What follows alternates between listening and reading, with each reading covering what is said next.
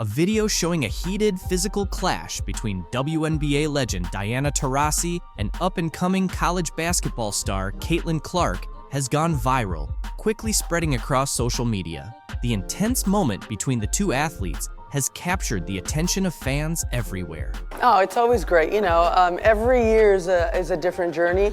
And I think that's the best thing about being in a team sport, that it's always different, new faces. The goal is always the same though. And we're just excited that everyone's back. I'm really excited. I've known Tosh for a long time, competing against her, and the footage shows the two athletes caught in a heated exchange that quickly escalates into a physical confrontation, leaving fans and commentators shocked and concerned. This unexpected clash between two major figures in women's basketball has sparked intense debate about the level of competition, sportsmanship, and the changing dynamics within women's sports. Hey, you be studying my arms? You got some good arms. Yeah, I do. It's very nice. I think at times, I'm small, but I try to hold my own the best I can, and it's actually funny. We were playing live the other day, and I was backing down E-Dub, and E-Dub's like, man, I thought I was just gonna push you out of the way, but you're a little stronger than I thought. I was like, yeah, E-Dub, don't mess with me, The video, reportedly filmed during a highly anticipated exhibition game between a WNBA All-Star team and a top NCAA college team, captures a moment no one expected. What started as a routine play escalated into a tense showdown between Taurasi, known for her fierce competitiveness and no-nonsense attitude, and Clark, celebrated for her sharp shooting skills and fiery presence on the court. she's always been one of my favorites to play against. There's certain people that compete a certain way no matter what the score is, no matter how their season's going, and she's one of those players. And to bring that energy to our team and that type of competitiveness, there's not many players like her in the world. What she can do offensively, defensively, I've gotten to know her pretty well through USA camps, and there is a certain seriousness about her that's scary for everyone else. In the footage, the confrontation seems to start with a verbal exchange that quickly intensifies. While the exact words between Taurasi and Clark aren't clear, their body language shows that tensions were high. As the argument continued, things escalated, leading to Taurasi shoving Clark, who responded just as forcefully. It comes really quickly. You have to find a way to forge these relationships and this chemistry. And it starts with, today's brunch. It starts with going to San Diego today and starting our training camp, and we start forging those, really strong relationships that help you on the court. What an incredible career. I had an opportunity to play with Candace on the national team in Russia, obviously, and the WNBA. The physical altercation, though short, was intense, with teammates and officials quickly stepping in to separate the two stars before things got worse. To grasp the full impact of this incident, it's important to look into the backgrounds of both Diana Taurasi and Caitlin Clark, two players who come from different basketball eras and embody distinct playing styles. At her size, being able to do what she did really opened up, I think, the door to seeing a new way of playing basketball, especially on the women's side. And honestly, she's done some things that, not many people even dream of doing. And, what she did at Tennessee is just incredible. And, what she's doing on the other side too now, being on TNT and opening all those opportunities for women. She's really a trailblazer in a lot of ways. Diana Taurasi, often regarded as the greatest female basketball player of all time, has had a legendary career spanning nearly 2 decades. A 3-time WNBA champion with the Phoenix Mercury, she's known for her incredible scoring ability, court vision, and leadership. Taurasi has also been a key player for the U.S. women's national basketball team, helping secure multiple Olympic gold medals and World Cup titles. Yeah, it's huge. Sometimes it's hard when you have training camp in the city. You have practice and then everyone goes and they're busy. But we're going to be in San Diego for 5 days and really get to know each other. We have a brand new group, and I think it'll be a great opportunity to get to know each other and start, building chemistry as a team. Taurasi's legacy in the game is solidified by her countless accolades, including multiple WNBA MVP awards, scoring titles, and numerous All-Star selections. Known for her fierce competitiveness and vocal leadership on the court, she's earned both admiration and criticism over the years. Caitlin Clark, meanwhile, is one of the brightest. Caitlin Clark received 17% of the WNBA's flagrant fouls this season, and 80% of those flagrant fouls were committed by the Chicago Sky against Caitlin Clark. So there have been cheap shots, there have been hard fouls, there have been other plays that haven't even been called flagrant fouls, but when you have the face of your league getting nearly 20% of all flagrant fouls called against her, that is an issue. Did you catch that WNBA game where it felt like the refs had it out for Caitlin Clark? It's wild. Fans are absolutely losing it, saying the league is letting their biggest star get bullied on the court. And honestly, they might be right. Let's break down why this matters and what we can do about it. Picture this: sun versus fever, playoff level intensity. Clark's driving to the basket, defenders all over her.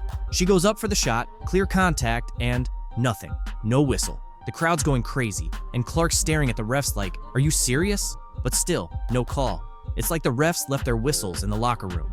And guess what? It only gets worse. We're going to dive into why the fans are so outraged, what this means for the WNBA, and what needs to be done to fix it. Some of the things happening behind the scenes? You won't believe it. The league's got a serious issue, and it's time we talk about it. Now, if you think you've seen mad sports fans before, think again. Caitlin Clark's fans aren't just angry, they're practically ready to storm WNBA headquarters. So, what's making everyone so upset that people are saying this could change the future of women's basketball?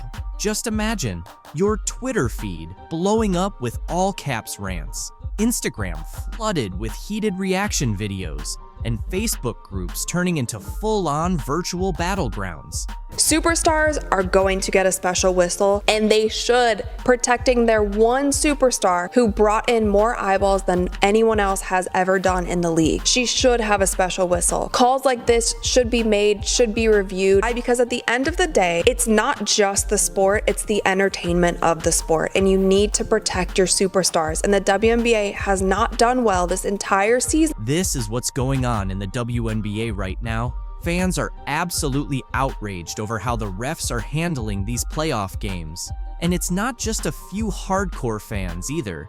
It's turned into a full-blown revolt. So what's causing all this frustration?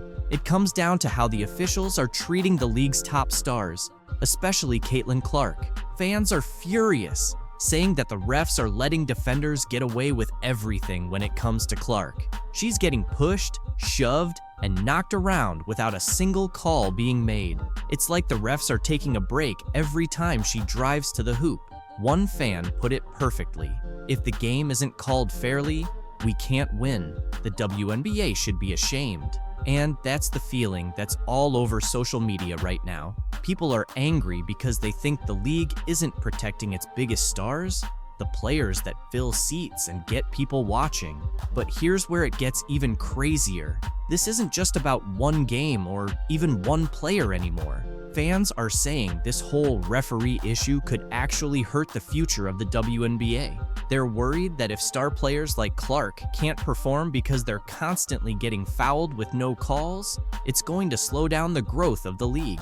And what's even wilder, some fans are predicting that this could tank viewership for the rest of the playoffs. They're asking, why should we watch if the games aren't fair? It's like the league is ruining its own momentum right at a time when it should be celebrating its success. I'm gonna go out on a limb here and say that I do think that this was a basketball play, but I think it was a careless basketball play. I wouldn't go as far to say that I think Dejanay Carrington poked her in the eye on purpose. A lot of people are also saying that the WNBA needs to overhaul the referees, that they have just been absolutely awful this season. However, I do think that she was reckless when she was going for the steal. She didn't care where her hand landed. Important responsibility, ensuring fair games, and letting the stars shine. But it's more than just frustration over bad calls. There's real fear about how this could impact players' careers and the loyalty of the fan base. Imagine being an up-and-coming player in the WNBA and watching how Clark is being treated. What message does that send about your future? Fans are concerned that this might discourage the next generation of talent from even wanting to join the league. And for the die-hard supporters who've been with the WNBA since the beginning, they're feeling betrayed. Like, all their dedication doesn't mean anything.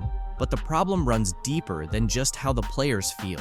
This whole referee situation is like a ticking time bomb for the WNBA. Some fans are saying it's exposing issues so serious, it could reshape women's basketball entirely. So why does this matter so much? It's not just about a few bad calls in a single game.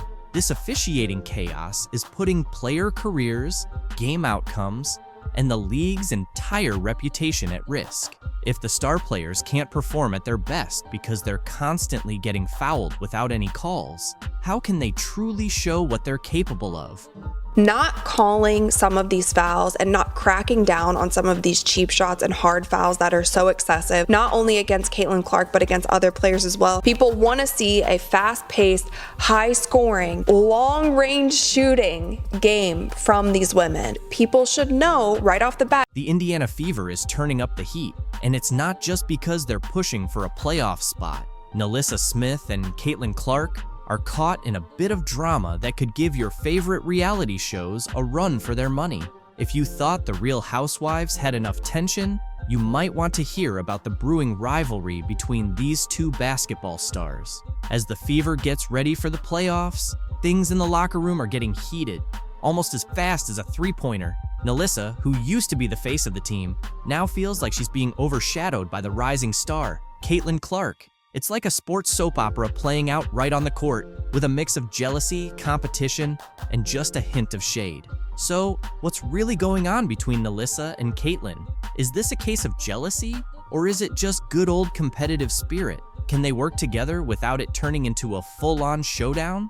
Grab your popcorn, because this isn't just about basketball anymore. This is shaping up to be the biggest storyline in the WNBA right now. Anti-white hate towards Caitlin Clark is exactly that. But I could guarantee you if Caitlin Clark would take a knee and she would salute BLM, that all of this might dissipate overnight. But because she has not done that, here we are. Tommy's right. It's not just race, though. It's also sexuality. Caitlin Clark is a white heterosexual woman in a black league, and they resent and are jealous of all of the attention and the shoe deal that she got. Instead of recognizing the truth, which is great athletes who people care about coming into your league really do make everybody more money, and hey, get you charter airplane flights instead of flying commercial. The Indiana Fever locker room is like a pressure cooker about to burst. What was once a place of team unity and support now feels more like a battlefield full of drama. A divide is formed, splitting apart a team that used to be united by a common goal. At the heart of this tension is a rivalry between two of the team's brightest stars. Leading the charge is Nalissa Smith, the former face of the team, who now finds herself sidelined as the spotlight shifts to a new rising star. But don't count her out just yet. Smith isn't the type to quietly step aside. She's ready to fight her way back into the spotlight, shaking things up and making her presence felt throughout the entire team. Clark off the Smith screen, goes back for Smith, wide open at the foul line, and Smith cashes it. That screen doubled Caitlin. She didn't get phased and gave it up quickly. Will Smith with the steal. Hillman giving chase. Smith to step through and draws the foul. Took the W season off last year. She would certainly love a little bit of consistency. Ooh, Nalissa Smith. Here in the early going tonight. Yeah, you mentioned a lot of talk of Caitlin. Taylor cut off on the baseline. Smith shot fake the three. Oh, look at the behind the back. And the push shot. Oh, Smith showing off the moves. Nalissa Smith, such a talented, oh my goodness. About 3 or 4 minute rest. Clark working the baseline. Good ball movement here. Smith is wide open and buries a triple. In the W this season, you saw those numbers there. 3-time Olympic gold medalist, the league MVP, and she looks... This situation goes way beyond a friendly rivalry. It's about identity, pride, and survival in a league where one wrong move could land you on the bench, or worse, sent to another team. As tensions within the Fever continue to rise, there's one big question. Can they survive the storm between Smith and the rookie? What drives Smith to confront the player who's taken her spotlight? Is this the beginning of the end for Nalissa Smith in Indiana? Or is she gearing up for a comeback worthy of a Hollywood storyline? I think what Caitlin has done for not just college basketball, but for women's basketball, period, I think has been great. The following, people watching the game, sellouts that we haven't seen ever. It just really bothers me, though, when people just take bits and pieces of what they want to take and they don't listen to everything and you don't hear everything. It wasn't personal. One, it was my opinion on how I think she'll be at the next level, because I do remember me saying that Caitlin, to me, could be the best college shooter I've ever seen. When you put these expectations on these young women in college to go to the next level and be immediately dominant, and when that doesn't happen, then people come back and say, oh, she was a bust, she was a flop, she wasn't that good. Just let them do what they're doing in college, enjoy what they're doing in college, and let them become stars in the WNBA. To really understand how serious this situation is, we have to look back a bit. Smith wasn't just another player on the Fever's roster. She was the backbone of the team. Her rise to stardom wasn't by chance. It was the result of hard work, undeniable talent, and natural leadership that earned her the role as the team's go-to player. She didn't just play basketball. She was shaping the future of the Indiana Fever with every standout performance. The media couldn't get enough of her, and the fans If Caitlin Clark is the star of the WNBA, things are about to get tough for the league once she's out of the playoffs. The reality is, the WNBA is in for a wake-up call. When Clark was out, ratings plummeted from 1.8 million viewers to just 161,000. Definitely concerning for Kathy Engelbert and the league. Clark's presence this season boosted everything: merchandise, ticket sales, and TV viewership. The Indiana Fever, once barely relevant, became playoff contenders, and her games consistently sold out. But now, here's the issue. Without Clark, the WNBA is struggling. Not a single playoff game has even reached 500,000 viewers in her absence. Without her star power, the league is left facing empty arenas and tanking ratings.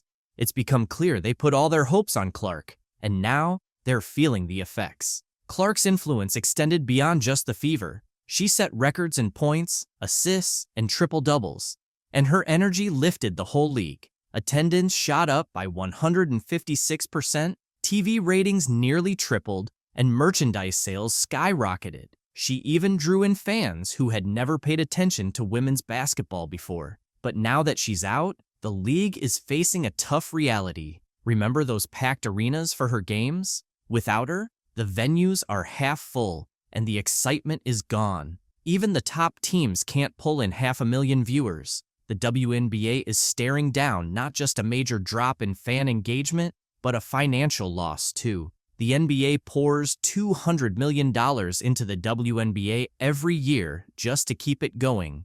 But compared to the NBA's $3 billion in revenue, the WNBA's earnings are minimal. What's even more shocking is that the league hasn't properly marketed Clark. There have been no big commercials or major marketing campaigns. It's like they're hiding their biggest asset. So what happens now? The WNBA needs to develop more stars, build rivalries, and create storylines that don't rely entirely on Clark. The league can't sit around waiting for the next big name to show up and save them. It's time for change, and fast. Can the WNBA survive without Caitlin Clark? Or is this the start? Caitlin Clark, remember that girl, that superstar playing for Iowa that ended up going to the Final Four? She's got one of the hottest selling jerseys in sports, y'all, according to Fanatics, led by the one and only Michael Rubin. The deal is the richest sponsorship contract for a women's basketball player. She deserves it! Caitlin Clark is making waves in women's basketball, breaking NCAA scoring records left and right, and she's become the talk of the town. It feels like she burst onto the scene and instantly became the most exciting name in the sport. And get this, Nike just signed her for a whopping $28 million deal. That's right, $28 million. But here's the strange part. Where's her signature shoe? With all that cash and buzz, you'd expect to see Caitlin Clark sneakers everywhere. But there's nothing yet. And believe me, there's much more to this situation than just a delay in footwear. Behind the scenes, there's a major showdown happening among top players in sports marketing, all trying to figure out how to best handle Clark's rise. It's like a strategic game of chess, but instead of pieces like pawns and knights, we've got shoes and contracts, with the future of women's sports marketing hanging in the balance. Now, picture yourself at Nike. You've got the most promising rookie in years, yet you're hesitating to fully support her. Why? Because there's an MVP in the league who still hasn't received her own signature shoe. How do you navigate this without stepping on anyone's toes? It's like Nike is caught in a high-stakes basketball chess match. Clark now has an 8-year, $28 million deal with Nike that will include her own signature shoe. Caitlin Clark continues to set the bar when it comes to her impact on female athletics. Go out there, compete with her, try to bust her up if you want to, and all of that stuff. Just don't hate on the acclaim that she's getting. On one hand, you have Caitlin Clark, the rookie sensation who's setting the court on fire. On the other hand, there's Aja Wilson, the WNBA MVP who has been dominating the league. Both are phenomenal athletes, but only one can get their signature shoe first. It's a tough call. You'd expect Nike to rush out Clark's shoe, especially after signing her to a $28 million deal. But here's the twist. They're holding back. Why? It all comes down to balance. Launching Clark's shoe before Wilson's could stir up some serious drama within the Nike family. They find themselves stuck between a rock and a hard place. They want to take advantage of Clark's immense popularity, but they can't overlook Wilson's status as the reigning MVP.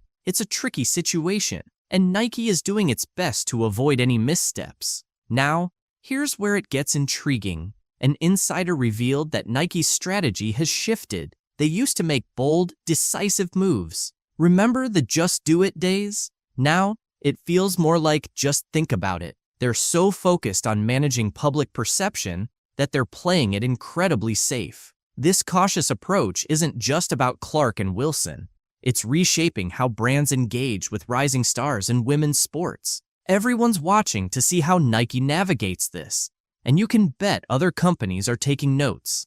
If Nike gets this right, they could establish a new standard for marketing female athletes. But if they mess it up, it could lead to a major PR disaster. That's why they're treading carefully. However, this cautiousness might be hindering women's sports. Imagine if Nike just went for it and released Clark's shoe, only to have it sell out instantly. That could open the doors for more signature shoes, more endorsements, and increased visibility for the WNBA as a whole. This isn't just about shoes anymore. It's about the future of women's sports marketing. Nike's decision could have a monumental impact on every female athlete out there. Will they play it safe or take a risk? Either way, the outcome will be significant. Now, consider why only 5 WNBA players have signature shoes. 5 in the entire league. That's fewer than the starting lineup of a single team. How is this possible in 2024? It's like women's basketball is stuck in the Stone Age when it comes to footwear. But here's where it gets exciting.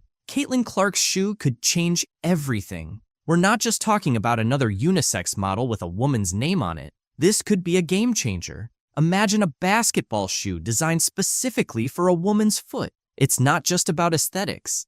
It's about enhancing performance. It's surprising to realize that most women's basketball shoes are essentially just smaller versions of men's shoes. However, women's feet aren't merely smaller versions of men's feet. They have a different shape. So why do we expect women to perform at their best in shoes that weren't designed for them? That's where Clark's shoe could make a significant difference. If Nike gets this right, they could establish a brand new standard for women's basketball footwear. We're talking about shoes that fit better, feel better, and might even help reduce the risk of injuries. This isn't just about Caitlin Clark anymore. This could have positive implications for every woman on the court. Plus, the demand is certainly there.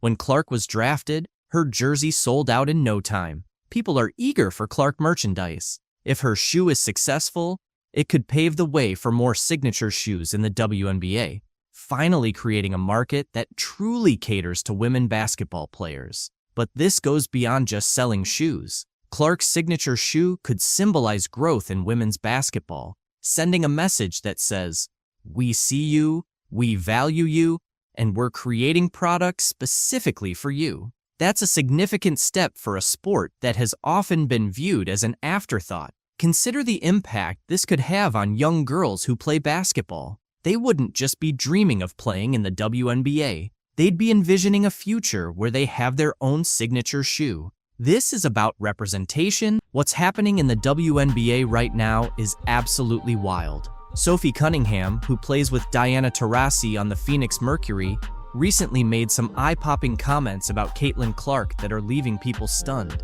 And believe it or not, that's just scratching the surface. Caitlin Clark isn't just putting up numbers on the court.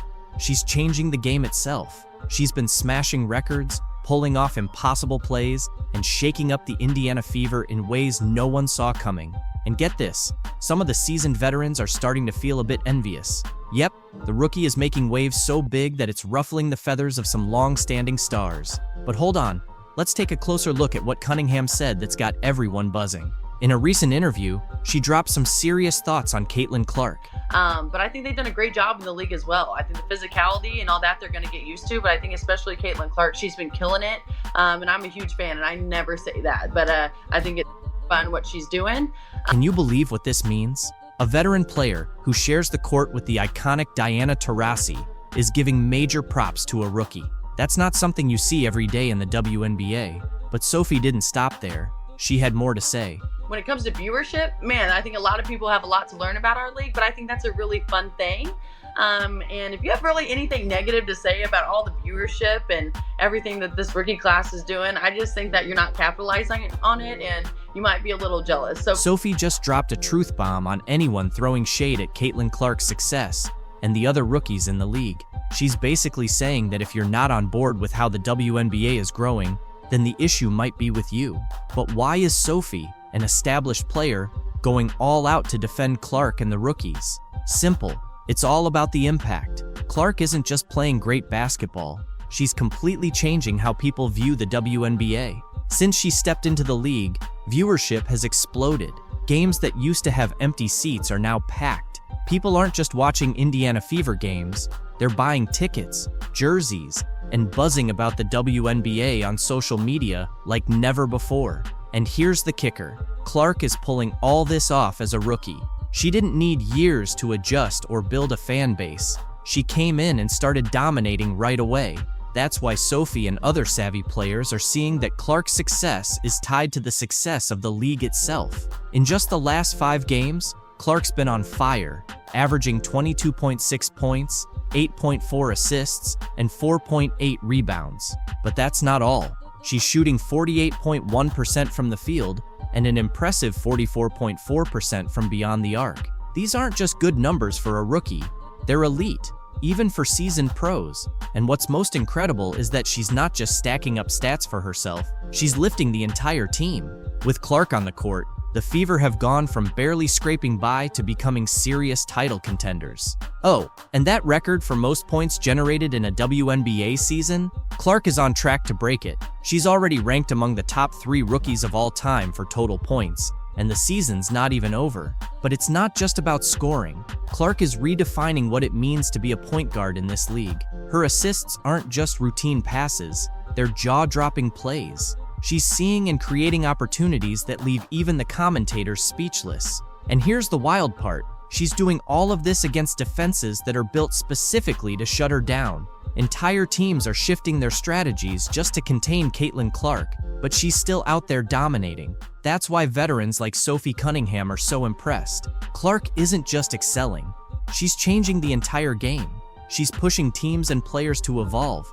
And in doing so, she's raising the level of competition across the WNBA. Let's dive into something Cunningham brought up that's been stirring the pot in the league: the jealousy and criticism aimed at Caitlin Clark. Sounds crazy, right? A rookie making such a huge impact that it's got veterans feeling envious. But that's exactly what's happening. Some players, and even some fans, are complaining about all the attention Clark's getting, saying it's overhyped or that she's stealing the spotlight from more experienced players. But let's be real, this is just plain jealousy.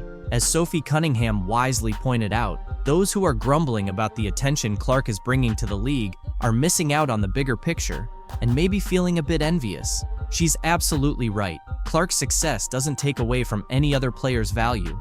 In fact, the more attention the WNBA gets, the better it is for everyone. More fans mean more revenue, which can lead to higher salaries, better conditions and more opportunities for all players. Clark is literally expanding the league's market. She's attracting new fans, people who might never have watched a WNBA game before. And once they're hooked, they're not just watching Clark, they're getting introduced to all the incredible talent the league has to offer. That's why smart players like Cunningham are embracing the Caitlin Clark phenomenon. They understand that when one player shines, it benefits the whole league. Clark's success is lifting the WNBA to new heights, and that's the Indiana Fever just made a huge move that could shake things up for Caitlin Clark and her championship dreams. Kelly Krauskopf, the mastermind behind their 2012 title, is back as president. If you're a Fever fan or someone who's been following Caitlin Clark, this is the moment you've been waiting for. But the big question is, can Krauskopf build a winning team around Clark like she did with Tamika Catchings? Background in terms of growing up in the organization and understanding everything, the nuances around it, and certainly gives us great perspective. Krauskopf has a reputation for building championship teams, but the pressure's on now. The Fever are leading the league in attendance, with Clark drawing in record-breaking crowds. The big question is, can Krauskopf turn that energy into wins on the court? Will she make bold trades, shake up the coaching staff, or bring in fresh talent to help Clark chase her first championship ring? One thing's for sure, the Fever's future is about to get a lot more interesting, and fans won't want to miss a moment. Since Krauskopf was last in charge, the team's had better days, especially in the seasons leading up to 2024. It's been a bit of a roller coaster, and now the stakes are higher than ever. The challenge? Build a winning squad around the electrifying Caitlin Clark. Clark isn't just another rookie. She's been a sensation, lighting up the court and practically selling out arenas by herself. With an average of over 137,000 fans at home games, the Fever now lead the league in attendance. It's the hottest ticket in town. But now that Krauskopf is stepping back into the spotlight, all eyes are on her to do more than just ride this wave of popularity. Recently, she was the Indiana Fever's president as well as GM for nearly 2 decades. I think a lot of the opportunities that I've been given, To turn all the excitement into real success on the court, fans are pumped, but they're also craving more than just hype. They want a championship. So, can Krauskopf build the powerhouse team Clark needs to bring that shiny trophy back to Indiana? No pressure, right? Kelly Krauskopf is back as the Indiana Fever's president, and this isn't just a nostalgic return. It's a massive opportunity for the team's future. With her solid track record of building winning squads, everyone's curious about her next move. Will she shake things up by changing the coaching staff, revamping the roster, or maybe a bit of both? Whatever she does in the coming weeks could either boost Indiana's championship chances, or, well, let's just say it might not be as exciting. Her first big challenge? Figuring out what to do about head coach Christy Sides. Sure, Sides got the team back to the playoffs, which is a win, but let's be real, the defense struggled, ranking near the bottom of the league. That's not exactly championship material. Plus, Sides has been leaning hard on her star players, keeping them on the court for long stretches. And some of her in-game decisions, whether it's arguing with refs, protecting players, or calling critical timeouts, have raised eyebrows. There's definitely room for improvement. Krauskopf's got a big decision to make. Stick with Sides and hope things improve, or bring in fresh blood to tighten things up. Either way, it's going to be interesting to see what happens. With Krauskopf's experience, she was the WNBA's first ever director of basketball operations. She's got a serious edge when it comes to team building. She's like the Sherlock Holmes of talent scouting, always finding the right pieces to complete the puzzle. The Fever's roster is already looking bright, with stars like Caitlin Clark, Aaliyah Boston, and Kelsey Mitchell. But even a strong lineup needs a bit more firepower. The team could use a tough, gritty player who isn't afraid to bring some physical defense when things get tough. Krauskopf might have to dig into the free agent market or work some trade magic to find that missing piece. Someone who can bring a little edge and keep the competition in check. And let's be honest, Clark, as amazing as she is, needs a breather sometimes. Finding a solid backup for her is key to keeping the offense running smoothly. Without one, it's like driving a race car without a pit crew. Things could unravel fast. Well, thanks, Gary. And after building the Indiana Fever into one of the WNBA's best franchises, Kelly Krauskopf last December made history by joining the Indiana Pacers as the NBA's first assistant female general manager. Fortunately, Krauskopf's experience with the Indiana Pacers, where she helped build a playoff team, shows she knows how to make smart decisions. She's great at finding players who not only fill in gaps, but also fit seamlessly into the team's culture, like puzzle pieces falling perfectly into place. Now, with Clark's electrifying performance at the center of it all, it's up to Krauskopf to bring in the right supporting players. Everyone's watching to see if she'll pull off some big moves and add a... Today, we've got some serious drama to break down. The situation between Caitlin Clark and a Connecticut Sun fan has been leaked, and now, Taurasi Weatherspoon is the latest coach to lose her job. Let's dive in. First up, let's talk about Caitlin Clark and what went down at the Connecticut Sun game. Even though the Fever season is over and Clark's off the court, the drama isn't cooling down. A lot of WNBA veterans and players are blaming Caitlin Clark's fan base for all the hate that's been going around. But come on, can we really put all of this on Clark's fans? Did you see what happened at the Sun game? It wasn't just a random fan. This guy had media credentials and was harassing Clark from the front row. The whole incident got leaked online, and now we've got more details to unpack. Clark ended up calling out the fan to security after he apparently crossed a line. Fans at the game said the guy didn't just insult her, he allegedly wished she'd fall and break her neck. Then, he went back to his seat and bragged about it to other Sun fans. More people who were there have come forward, saying they overheard some of his comments, and it sounds pretty bad. This situation has sparked a lot of debate online, and there are even rumors that the guy had media access. So far, the WNBA hasn't made a statement, but it's definitely a mess. WNBA commentator Stephen A. Smith called out the racist fan and showed his support for Clark.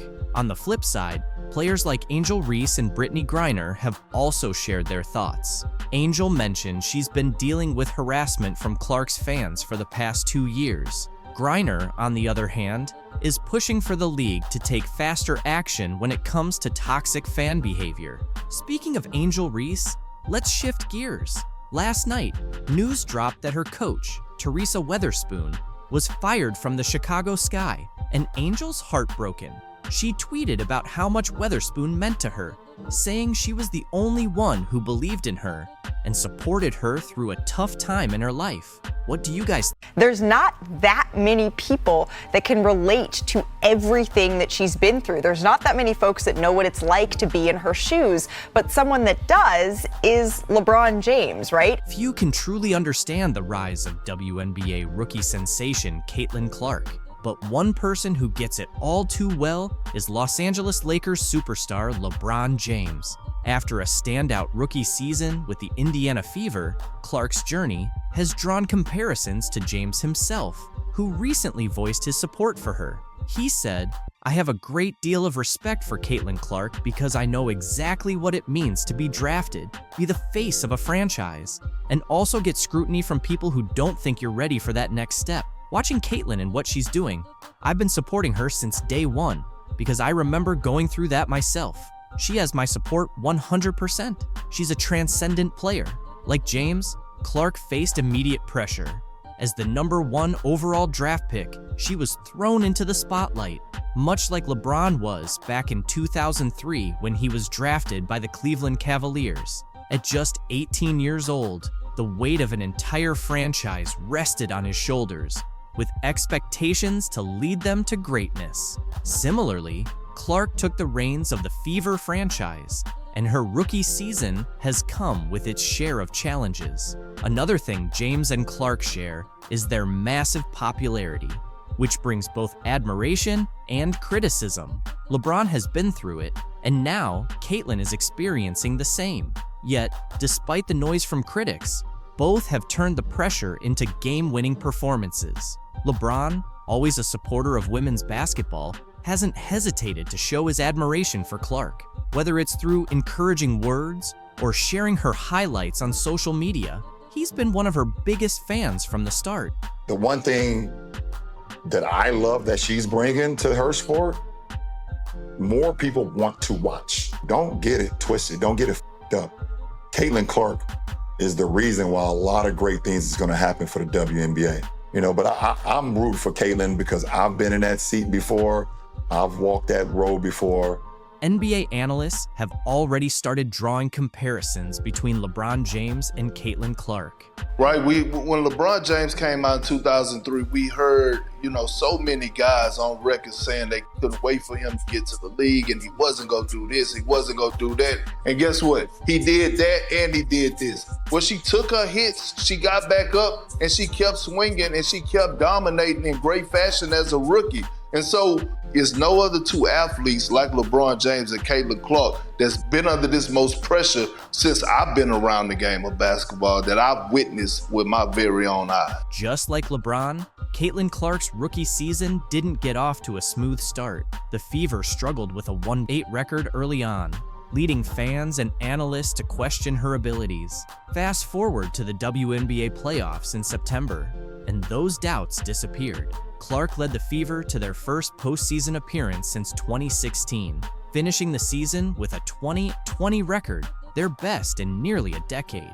Her stats were nothing short of remarkable, averaging 19.2 points, 8.4 assists, and 5.7 rebounds per game. Not only did she lead all rookies in scoring, but she also topped the entire WNBA in assists, though the Fever were knocked out by the Connecticut Sun in the first round. Much like LeBron's early playoff exits, this is just the start for Caitlin. LeBron himself didn't make the playoffs in his rookie year, finishing with a 35-47 record. 2 decades later, he's a 4-time NBA champion, a 4-time MVP, and a certified legend. As for Clark, she's already making her mark.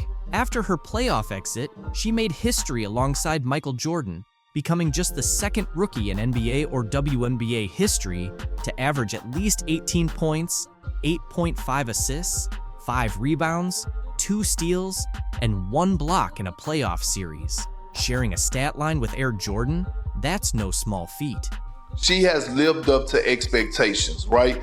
I'm looking at her the way I look at LeBron James, right? For us, the women's side of things, and the height that she had, the expectations she had to live up to, packing out arenas on a day-to-day basis. A lot of people out there waiting to see her fail, and still keeping her composure as a rookie and leading this team has been a beautiful thing to see. Clark's rookie season hasn't just turned heads in the WNBA. It's grabbed the attention of major sports media figures. ESPN's Stephen A. Smith and NFL legend Shannon Sharpe have both praised her performance. Despite all the noise, Caitlin has been absolutely phenomenal, said Smith. Her ability to thrive under pressure shows she's got greatness written all over her. She elevated. She seemed to thrive. She's been better since the Olympic play. And what has she looked like since? She's looked absolutely marvelous, regardless of whatever noise has been out there. A lot of this noise came by people that were sitting on this network. They tried to minimize her, said, well, you giving her all this credit. What about the women that came before her? What the women came before her, what they did cannot be taken away. Caitlin Clark, what she's doing doesn't minimize what they've done, but we should have been.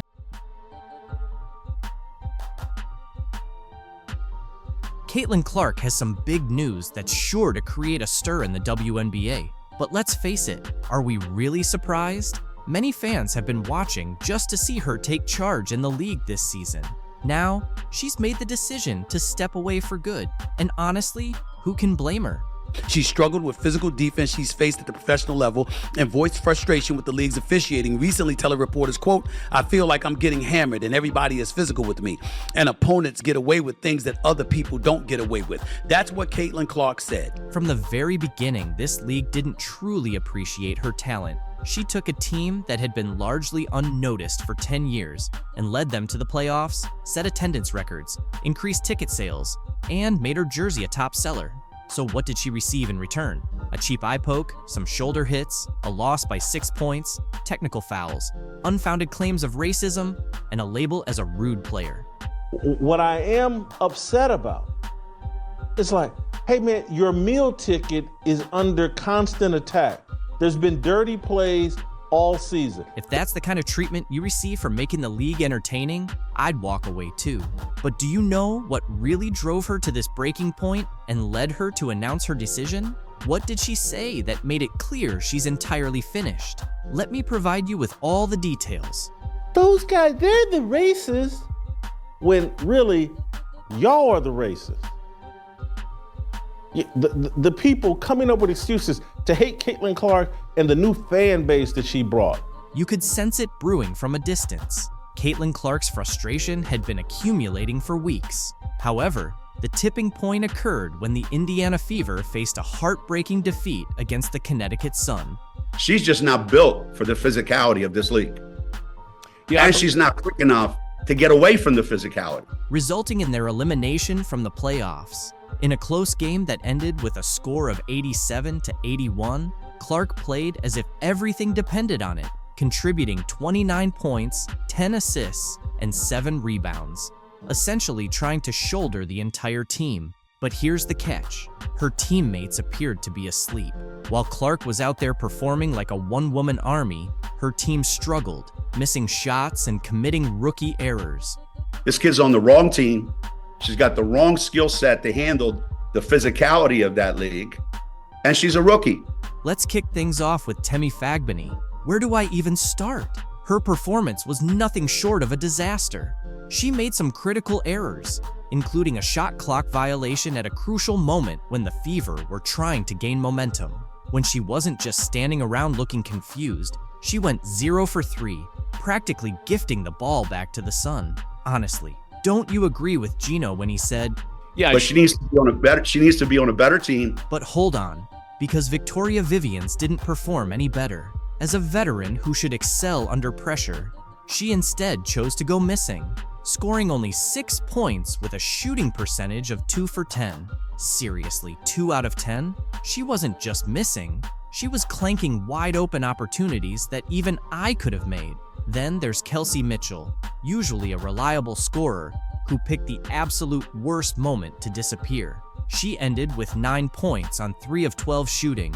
For someone who was expected to be one of Indiana's top scorers, she appeared completely lost, hesitating and passing up shots. When she finally did take a shot, they turned into air balls. It was like she had stage fright just when the Fever needed her to step up. Caitlin Clark was assaulted yesterday in her very first playoff game in the WNBA. Watching everything unravel around Clark while she was giving it her all was painful.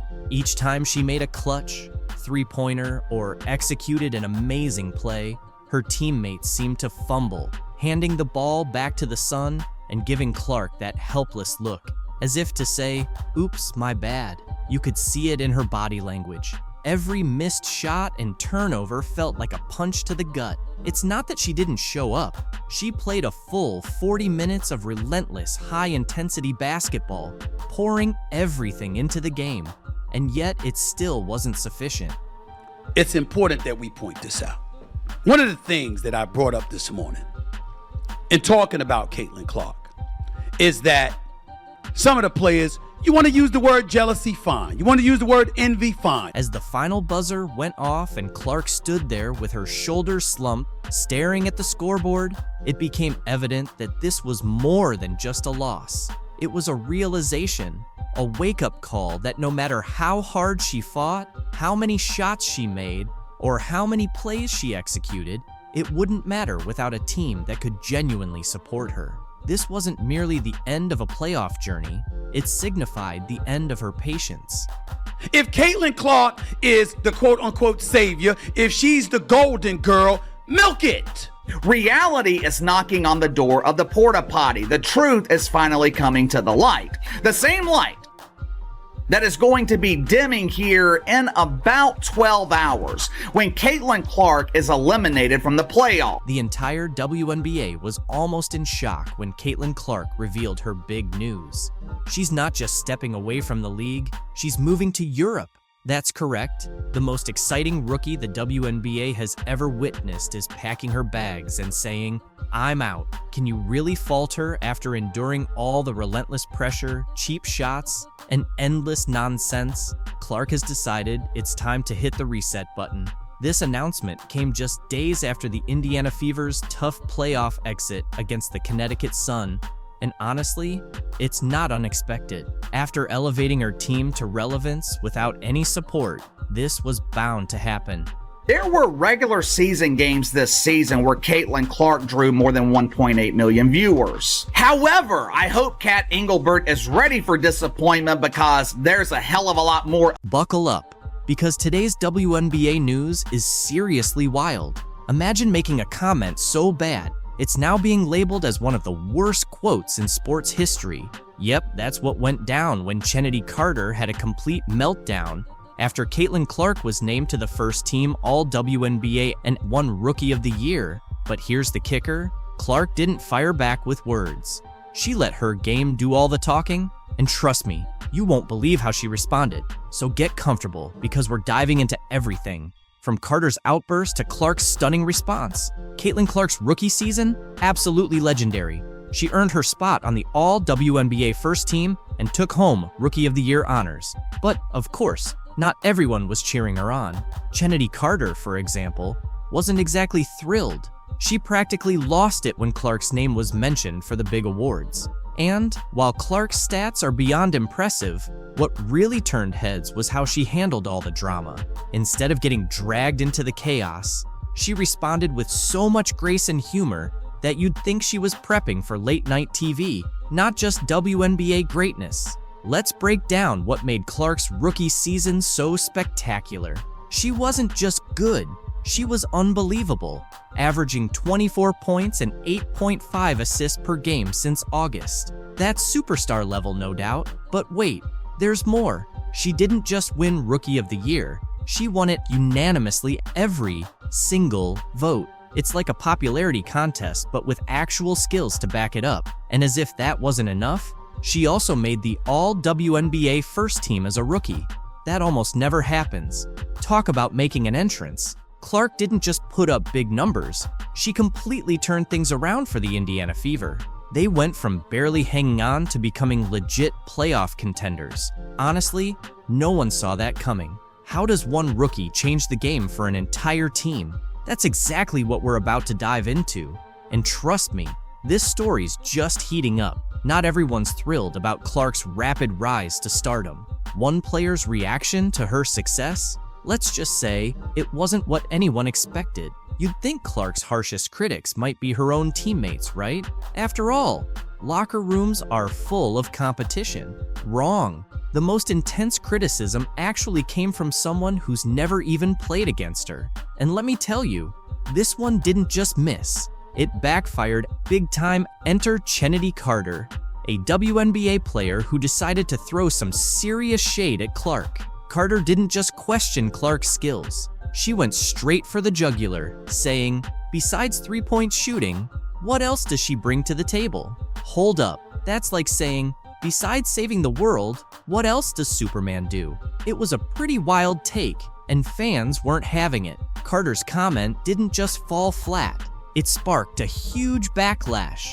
Fans, analysts, and basketball experts all fired back, calling Carter out as a hater and even questioning her basketball IQ. It was like she tried to nail a buzzer beater, but ended up tossing the ball into the stands. Major fail. Now maybe you're thinking, did Carter have a point? Was there something behind her criticism? Well, the answer came quickly, and it was a big no. Clark didn't bother with a war of words. Instead, she responded in the best way possible by showing everyone what she's made of on the court. Shortly after Carter's comment, Clark made WNBA history by becoming the first rookie to record a triple-double, 19 points, 13 assists, and 12 rebounds. That's not just a good game, that's a sit back and watch me level of performance. And Clark didn't stop there. She kept leading her team, consistently racking up assists and turning heads every time she played. the Indiana Fever transformed from a struggling squad into a must-watch team, with some even saying Clark was putting the WNBA back on the map. She was making people pay attention to women's basketball in ways that hadn't been seen in years. What really sets Clark apart, though, isn't just her skills. It's the way she handled the whole situation. After her record-breaking triple-double, she didn't fire shots back at Carter. No gloating, no snarky social media posts. Instead, she took the high road and thanked her teammates for their support. That's not just good sportsmanship, it's pure class and leadership. Meanwhile, everyone was anticipating a comeback from Clark toward Carter. They expected some trash talk, a clever quip, or something to stir the pot. But nope, Clark was focused on business. Instead of diving into any drama, she took to the court and dominated once again. Just look at her game against the Dallas Wings, where she effortlessly scored 35 points and led the league in assists, like it was just another day at the office. Talk about letting her performance speak for itself. Clark's coach, Christy Sides, wasn't shy about her faith in Clark either. After watching her play, she confidently stated that Clark should be taking at least 15 shots per game. That's not just trust. That's building an entire game plan around a rookie. How many rookies get that kind of responsibility right off the bat? Not many. But while the drama between Carter and Clark was stealing headlines, Clark was busy doing what she does best, playing basketball and leading her team. After each significant game and every record she broke, Clark consistently credited her teammates. She didn't hog the spotlight, she shared it. That kind of humility from a rising star is truly rare. And it's not just about her leadership on the court. Clark has single-handedly changed the narrative around women's basketball. No one is asking what she can't do anymore. Instead, people are talking about how she's revolutionizing the game. She's drawing in new fans, inspiring young players, and bringing a fresh wave of excitement to the Indiana Fever delivered an unforgettable game. Picture this: Caitlin Clark, the rookie who's been making waves in the league, played all 45 minutes of a game that went into overtime. Yep, 45 minutes straight, and that's just the start. Clark didn't just lead the Fever to a tough 104-100 win over the Atlanta Dream. She also became the fastest player in WNBA history to hit 300 career assists. But that's not all. Her teammate, Aaliyah Boston, had the best game of her career on the very same night. The first quarter was electric, with the Fever and Dream trading baskets right from the jump. Clark showed she was locked in early, sinking a three-pointer within the first few minutes. Boston gets it back to Clark, sidesteps Howard, she will launch and knock down a three. The Atlanta Dream wasn't backing down, with Rhyne Howard answering back with her own sharp shooting. By the end of the first quarter, the Fever had a narrow 22-21 lead, setting the stage for a closely contested game. In the second quarter, things heated up even more. The Dream, led by Howard and Alicia Gray, pulled ahead by 6 points. But the Fever weren't going down easily. Lexi Hull stepped up, sinking 2 clutch three-pointers to keep them in the fight. Despite their efforts, the Dream managed to take control, going into halftime with a 48-44 lead. If you thought it was intense by then, the third quarter kicked things up a notch. The Dream extended their lead to 16 points, and it seemed like the Fever were losing their grip. But this is where Caitlin Clark and her squad worked their magic. Clark started finding her rhythm, making pinpoint assists and draining crucial shots. Meanwhile, Aaliyah Boston dominated the boards, grabbing key rebounds and converting them into points. By the end of the third quarter, the Fever had cut the lead to just 3 points, with the score at 69-66 in favor of the Dream. The fourth quarter was one of the most thrilling moments of the season. It was a battle between two determined teams. Clark continued to lead the Fever's offense with precision, while Boston was unstoppable around the basket. The game was tied multiple times in the closing minutes. With 18 seconds left, Boston hit a huge shot to tie the game at 90, sending it into overtime. Overtime was pure intensity. Clark and Boston kept up their dominance, but the Dream fought back hard. It was a back-and-forth exchange of baskets right up until the final seconds. In the end, Clark's composure at the free throw line sealed the Fever's 104-100 victory. This game showed just how much the Indiana team is growing, And with the playoffs on the horizon, they're showing some promising signs. What can we even say about Clark that hasn't been said already? Well, here's one for you. She played all 45 minutes of the game. Unreal, right? But the numbers back it up. Clark wrapped up the night with 26 points, 12 assists, and 5 rebounds. That's not just a double-double, it's complete court control. And the biggest highlight? She became the fastest player in WNBA history to hit 300 career assists. We're talking about a rookie shattering records that seemed untouchable. Her court vision is something else. If Clark was the conductor, Aaliyah Boston was the unstoppable force. Boston had the game of her career, dropping 30 points and grabbing 13 rebounds. Another double-double, but more than that, it was pure dominance. She was a force in the paint, turning Clark's assists into easy buckets and creating second chances with her offensive rebounding. Boston was incredibly efficient, hitting 11 out of 16 shots. And let's not forget Kelsey Mitchell. While Clark and Boston were stealing the show, Mitchell quietly had a standout game herself, with 21 points and a solid 50% shooting. She was the quiet but critical third piece of the puzzle, delivering when the Fever needed it most. Mitchell showed why she's one of the top shooters in the league, sinking clutch shots to help seal the victory. The trio of Clark running the show, Boston owning the paint, and Mitchell hitting from the outside is a combination that could take the Fever deep into the playoffs. And speaking of playoffs, with performances like this, the Fever are proving they're not just here to make up the numbers, they're here to compete for a title. A key moment in the game came in the third quarter when the Dream opened up a 16-point lead. That could have been the moment many teams threw in the towel, but not the Fever, and definitely not Clark. She kicked off a series of plays that completely turned the game around. She drained a three-pointer and followed it up with 2 quick assists to Boston. Just like that, the 16-point gap started to shrink. This was where Clark's championship mentality really showed. She didn't just rack up points, she elevated the play of her whole team. This game summed up the Fever season. Flashes of brilliance, some adversity, and overcoming challenges. But most of all, it showcased the heart and determination of this young squad. The WNBA faced some early controversy just 90 seconds into the first playoff game of 2024 when the Indiana Fever took on the Connecticut Sun in their best-of-3 series. Things escalated quickly when Caitlin Clark, the unanimous Rookie of the Year, ended up with a black eye.